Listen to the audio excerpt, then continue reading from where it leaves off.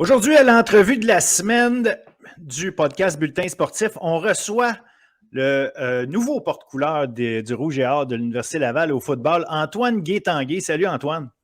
Salut Phil, comment ça va? Ça va très bien, merci. Merci, de recevoir, en fait, d'accepter de recevoir cette invitation et d'être avec nous. Toi, tu vas bien? Ça va bien, oui, merci. Merci de m'avoir invité ici. Ça me fait grandement plaisir. Puis surtout, j'ai hâte d'entendre ton histoire parce qu'évidemment, j'ai voulu t'inviter suivant un petit peu ce qui se passe un peu partout. Puis évidemment, en ayant vu ton nom apparaître parmi les joueurs recrutés cette année par le Rouge et Or, ben j'ai été tout de suite appelé par l'idée de vouloir parler avec toi de ton parcours. Évidemment, je veux que moi apprendre à te connaître, que les gens apprennent à te connaître. Mais aussi parce que tu as fait ce fameux move-là d'aller aux États-Unis et là, tu en reviens, fait qu'on va en parler de ça. Antoine, bon, évidemment, tu as eu la chance de passer là, puis que maintenant, tu es avec le Rouge et Or parce que tu es un bon joueur de football, pas de doute là-dessus. Est-ce que tu joues au football depuis très longtemps? Comment tu as commencé ça? Non, j'ai commencé à jouer au football en secondaire 3 au collège de Lévis. Dans le fond, avant, j'ai toujours été. Quand j'étais petit, c'était jouer au hockey. Tu sais, j'ai OK. toujours été mis sur la patinoire. J'ai joué au hockey jusqu'à secondaire. J'ai joué jusqu'à secondaire 5 que j'ai arrêté.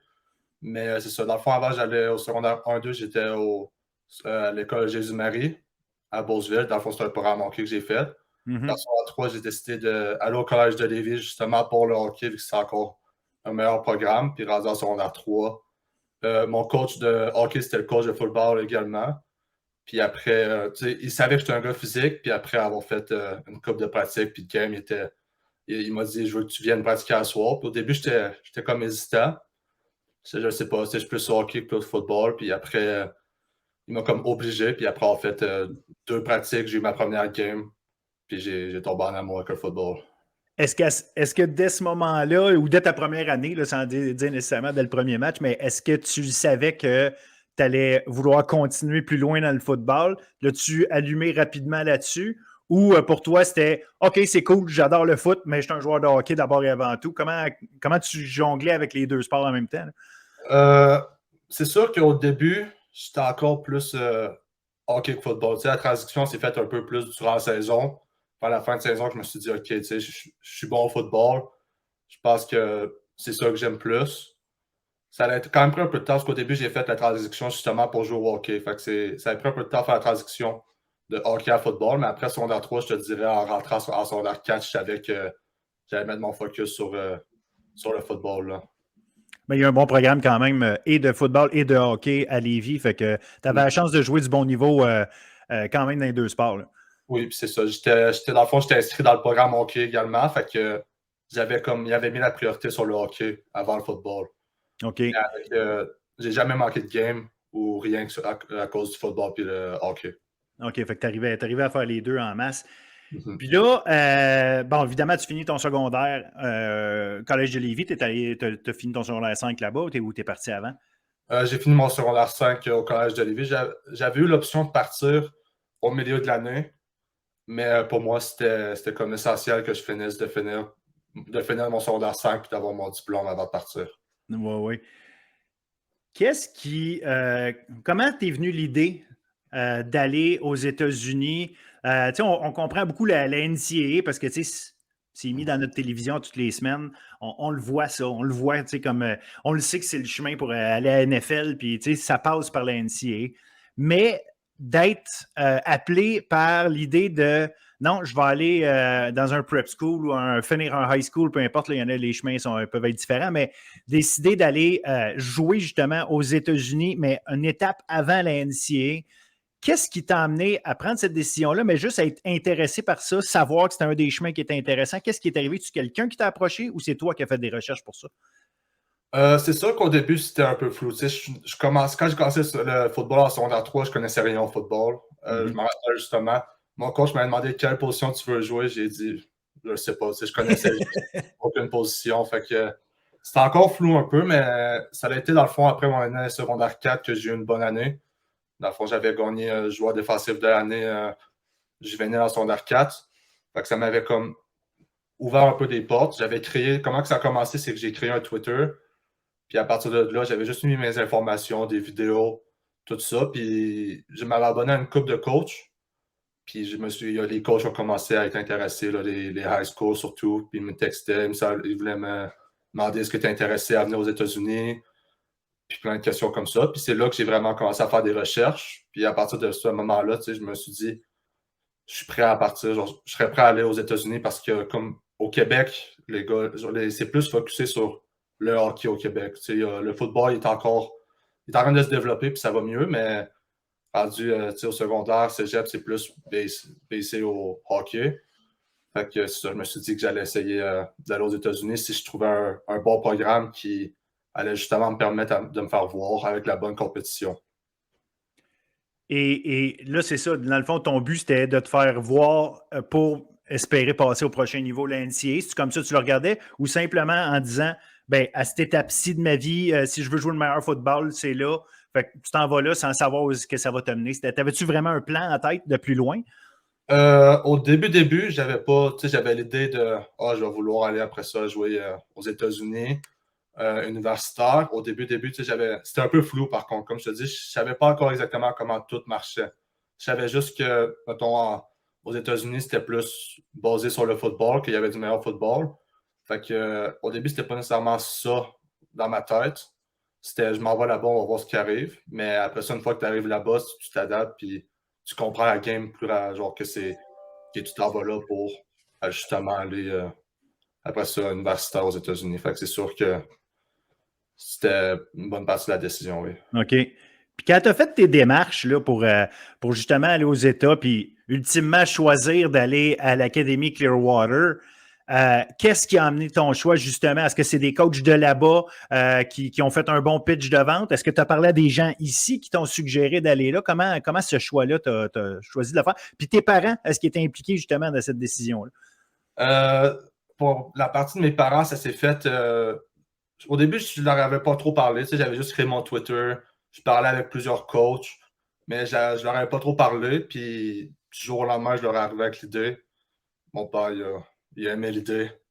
C'est comme ça que c'est parti. Mais pour ça, dans le fond, un des premiers critères que je voulais quand je suis parti, c'était aller dans une école qui était bonne, puis qui avait déjà produit du talent, des gars qui avaient performé universitaire.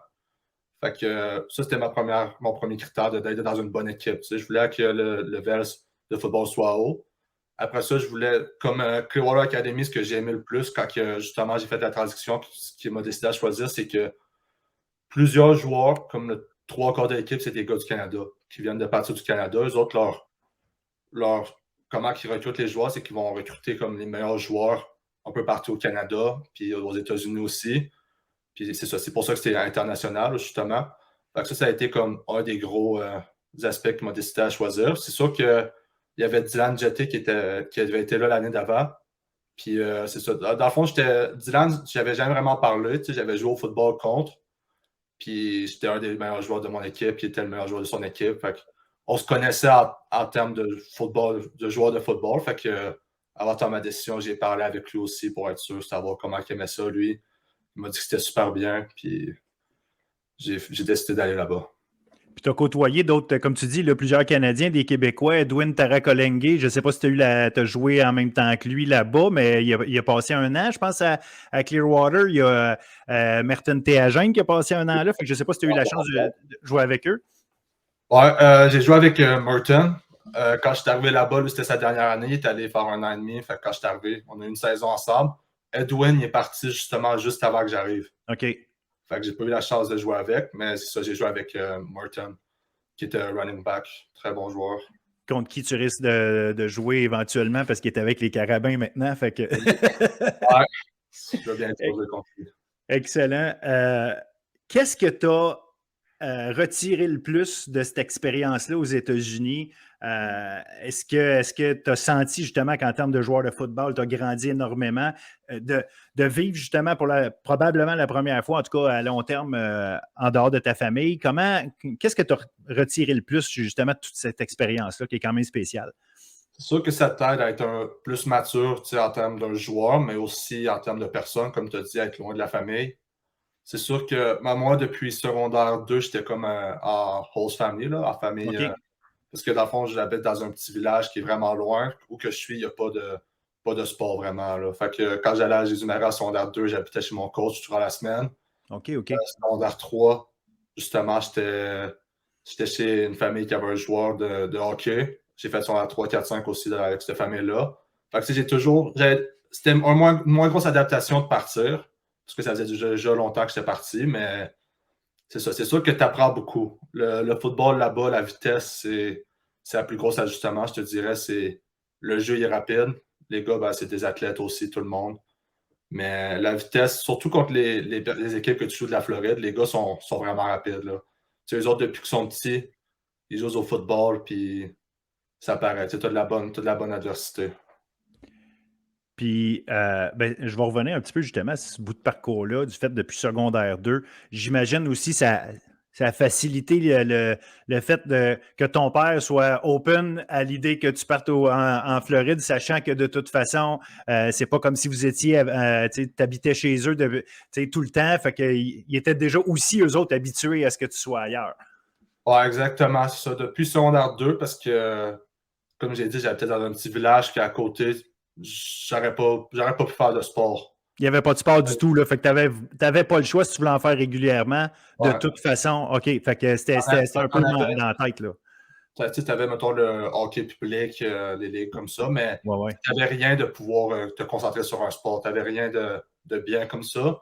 Fait que, c'est ça, secondaire 1, ben, j'étais à l'école Jésus-Marie, secondaire 2 aussi, mais secondaire 2, j'habitais chez mon coach, qui avait également un joueur. C'est sûr que le plus compliqué, c'était pour ma mère. Tu sais, mon père, lui, ben, il veut que je continue à jouer au sport aussi, puis tout, c'est un peu plus facile. Mais pour ma mère, quand j'étais en secondaire 2, c'était difficile de me voir partir. C'est sûr que. C'est jeune à 13 ans, là. Non, ça, c'est jeune, mais en même temps, c'était le mieux. Tu sais, sinon, je faisais 1h15 d'autobus le matin, 1h15, 1h30 le soir. Tu sais, ça n'avait pas d'allure. Après ça, quand j'étais rendu à Lévis, j'habite à 1h20 de Lévis d'auto. Fait qu'en autobus, tu n'avais même pas le trajet d'autobus. Là. Non, non, c'est ça. Fait que c'est sûr que quand je suis parti en Floride, ma mère, ça faisait un petit de quoi que je parte. Parce que là, c'était pas juste 1h30 d'auto. Là, c'était des heures d'avion. Est-ce qu'ils sont venus te voir, tes parents, jouer en Floride? Ouais, ils sont venus. Ils sont venus une couple de fois. Des fois, c'était ma mère qui venait avec mon père, des fois, c'était ma mère avec mes soeurs, des fois, c'était mon père qui venait. C'était le fun. Ils sont venus cette année, je pense qu'ils sont venus à 2 games. Ils sont montés à 3 reprises cette année. Ils sont montés environ 5-6 fois là, depuis un an et demi. Puis, j'imagine que, justement, que très jeune, ça a été ouvert à l'idée de, OK, si tu veux faire du bon sport, ça se peut que tu sois obligé de quitter. Est-ce que c'est parce que le sport, ça fait partie de la famille pour tout le monde, tes parents? Est-ce que c'était des sportifs? Est-ce que tes sœurs sont sportives? À quel point le sport, justement, ça fait partie de votre vie dans la famille? Je dirais que c'est mix un peu. Tu sais, moi, je suis vraiment le premier qui a vraiment poussé les affaires dans le sport, mais j'ai ma soeur qui était. Ben, mes 2 sœurs, j'ai 3 sœurs, il y en a 2 qui étaient vraiment bonnes au volleyball. Il y en a une qui avait la possibilité justement d'aller jouer l'université au volleyball à l'université, qui ne l'a pas fait finalement. Ma mère c'est sportive aussi, tu sais, elle aime beaucoup courir. C'est elle qui m'a apporté dans le gym quand j'étais tout petit, elle m'a apporté dans le gym avec elle. Tu sais, ma mère a vraiment été sportive. Mon père, c'était un joueur de hockey aussi. Fait que c'est sûr que le sport a toujours été dans la famille, oui. Et là, tu reviens au Québec, à Québec, donc plus des heures d'avion de la famille, de un. Qu'est-ce qui t'a donné t'a amené à prendre la décision de revenir? Parce que j'imagine qu'en étant aux États-Unis, en ayant des coéquipiers avec toi aussi qui se font assurément recruter pour jouer dans diverses universités, est-ce que le premier réflexe, c'était de te dire il faut que je me trouve une place dans la NCAA, c'est ça que je veux faire? Comment ça a pesé dans la balance? Comment ça s'est passé, tout ça? C'est sûr qu'au début, mon objectif, c'était d'aller dans la NCAA, mais à partir d'un moment, tu te rends compte, tu peux pas aller n'importe où aussi. Fait que les options que j'avais rien que j'aimais vraiment. Tu sais, j'avais des scholarships à quelques places, comme mettons dans la Division 2, j'en avais. Dans la Division 1, j'en avais des partiels aussi.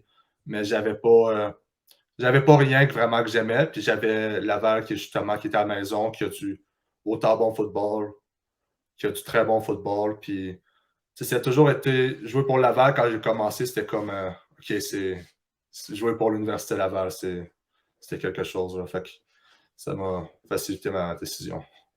Est-ce que les coachs ou les recruteurs de l'Université Laval te parlaient pendant que tu étais aux États-Unis? Comment s'est établie la connexion avec eux? Puis est-ce qu'il y avait juste l'Université Laval au Canada qui t'a approché ou que toi t'as approché? Comment ça a commencé avec l'Université Laval? J'avais parlé avec Glenn, je crois que c'était septembre ou octobre. J'avais parlé au téléphone avec. Puis lui, dans le fond, il me l'avait dit. Fais ce que tu as à faire aux États-Unis. Si jamais ça ne marche pas, on veut qu'on soit ton option numéro 1. Fait qu'après ça, on se parlait, mettons, chaque mois. On se donnait des nouvelles. Mais il m'a vraiment comme... J'ai fini de faire ce que j'avais à faire aux États-Unis avant vraiment de commencer le recrutement au Canada. J'ai parlé aussi avec plusieurs équipes. Je pourrais pas toutes les nommer, mais il y en avait beaucoup. Surtout en Ontario, il y en avait beaucoup. Puis, il y en a que, j'ai fait ça plus court, que si je savais que j'allais pas y aller, j'allais pas pousser le recrutement. Fait que j'ai vraiment...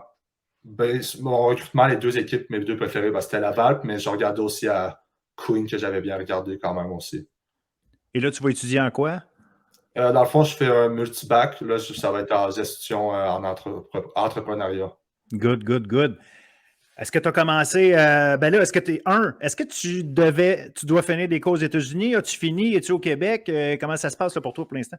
Ouais, dans le fond, nous autres, le programme Clearwater Academy International, comment que ça marche, c'est que pour les joueurs de football, tu gradues en décembre. OK. Depuis décembre, j'ai plus d'école, je suis revenu au Québec. Ça permet pour les joueurs qui sont justement dans la Division 1 de pouvoir commencer directement en janvier, de commencer les cours à l'université, puis d'avoir une petite avance sur les autres. Fait que depuis décembre, je suis revenu au Québec. J'étais justement dans ma ville, dans mon petit village, jusqu'au début de la semaine. Au début de la semaine, je me suis trouvé justement là un logement à Québec, puis depuis mardi, j'ai commencé à m'entraîner à l'université. OK. Donc, en ce moment, je suis à Québec. Fait que tu es à Québec, tu as commencé à t'entraîner avec tes nouveaux coéquipiers. Ouais. C'est quoi le feeling de parler football en français, de recommencer à faire ça chez vous, finalement? Autant il y a une adaptation pour aller là-bas, j'imagine qu'il faut que tu te réadaptes à ici aussi. Là. Ouais, c'est sûr que c'est le fun. Je suis content d'être revenu ici. Là, je parle, comme tu as dit, parler en français de football, c'est différent un peu. C'est pas. Des fois, ça fait bizarre de parler français de football, mais c'est le fun. J'ai pas encore vu tout le monde, tous les joueurs, parce qu'en ce moment, c'est comme un entraînement plus libre avant qu'on a un mini-camp. Fait que j'ai parlé avec une couple de gars, par contre, je m'entends bien avec les gars, c'est le fun. Dans le gym, c'est un beau gym. Je me suis entraîné 2 fois à date, puis je suis content. Là. Puis comment ça s'est passé, justement? Est-ce que, OK, le gym, il est là, j'y vais là, puis ça donne, je vois des joueurs, ou c'est les coachs qui t'ont dit, viens à cette heure-là, il y a d'autres joueurs, je vais te présenter du monde. Est-ce que c'est des joueurs qui t'ont contacté? Comment se fait cette intégration-là avec les autres? C'est sûr qu'en ce moment, là, les gars, il y en a qui ont des examens, il y en a qui. C'est une période de maintien, je pense qu'il faut qu'ils soient là, 3 fois ou 3 ou 4 fois dans le gym. Fait que les gars sont plus. Ils vont quand ils ont de la disponibilité en ce moment, avant le camp. C'est sûr qu'au début, Mathieu Bertrand, il est venu m'accompagner, m'aider aussi. Là, j'ai eu ma passe pour rentrer dans le gym par moi-même. Fait que, en ce moment, là, je fais à l'heure que je veux, mais justement, j'habite dans la maison d'un des joueurs de l'Université Laval, une recrue cette année. Fait que des fois, on se time, on y va en même temps. Puis c'est ça qui est le fun. Puis tu arrives dans le gym, puis souvent, les gars, ils s'entraînent dans un groupe de 2-3 ou tout seul. Fait que tu vas là, tu parles un peu avec eux, tu continues à faire ton entraînement, puis c'est le fun. Puis là, comment tu t'entrevois ça, là, commencer à jouer au football avec les gars d'ici? Est-ce que, comment je pourrais dire, as-tu une idée préconçue du calibre de gars contre qui tu vas jouer? Comment tu te vois là-dedans? Là? Parce que souvent, les gars qui ont joué collégial ici, il y a un moment donné, la pyramide monte, mais c'est des gars que tu connais, tu as joué avec ou contre. Fait que tu as une idée des gars. Là, tu n'as pas compétitionné avec ces gars-là depuis longtemps, à part quelques-uns peut-être que tu te rappelles, mais il reste qu'entre-temps, toi, tu t'es développé, eux se sont développés. Comment tu t'entrevois ça, justement, ce niveau de compétition-là, puis le niveau de jeu que tu vas avoir à affronter? Je ne le sais pas vraiment. Je ne pourrais pas dire c'est quoi le niveau de jeu comparé aux États-Unis. C'est comme tu as dit, ça fait longtemps que je n'ai pas joué. Ma dernière saison de football, c'était en secondaire 4. Secondaire 5, ça avait été annulé à cause du COVID. Ouais. La première fois que j'ai joué contre des gars du Québec, c'est en secondaire 4. Je n'ai pas joué au cégep, c'est compliqué de savoir également c'est quoi le calibre au cégep. Comme tu as dit, ça va être un peu une surprise. Mais j'ai hâte justement de commencer pour voir où je me situe en termes de calibre puis en tant que joueur comparé aux autres gars du Québec. Puis de rejoindre justement, de recommencer à être dans ce groupe-là de joueurs du Québec. Là. Les gens, surtout les fans du Rouge et Or qui ont hâte de te voir remettre l'uniforme, doivent s'attendre à quel type de joueur d'Antoine Gué-Tanguay? Est-ce que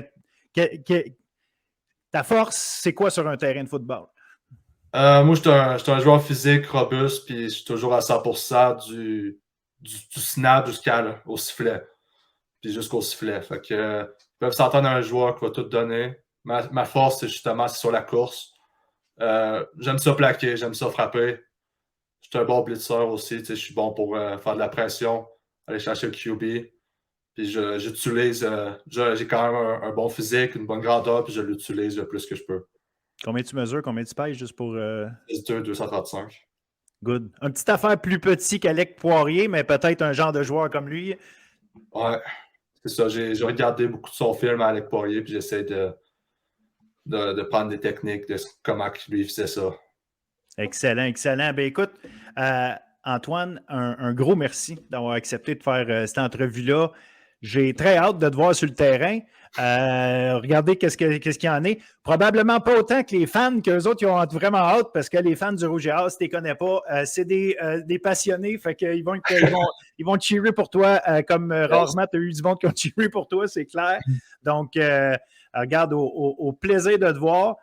On se donnera des nouvelles après le camp de printemps pour savoir comment ça se passe. Puis je vais être bien intéressé à suivre ce qu'il y en est. Je pense que tu embarques dans une sacrée belle cohorte aussi de recrutement. Je ne sais pas si tu as vu un peu ce qui s'est passé, mais la défensive du Rouge et Or, disons qu'il y a une grosse gang de nouveaux qui rentrent. Beaucoup de DB, mais quelques linebackers très intéressants, dont Justin Cloutier notamment, qui a été joueur par excellence en D1 l'an passé, en défensive, en fait, les 2 dernières années. Fait que je pense que tu as un bon partenaire pour jouer avec toi pour quelques années avec le Rouge et Or. Ouais, ça va être le fun. Good. Fait que, écoute, je te remercie encore. On se tient au courant, puis surtout, bonne saison, puis bonne carrière avec le Rouge et Or. Merci bien.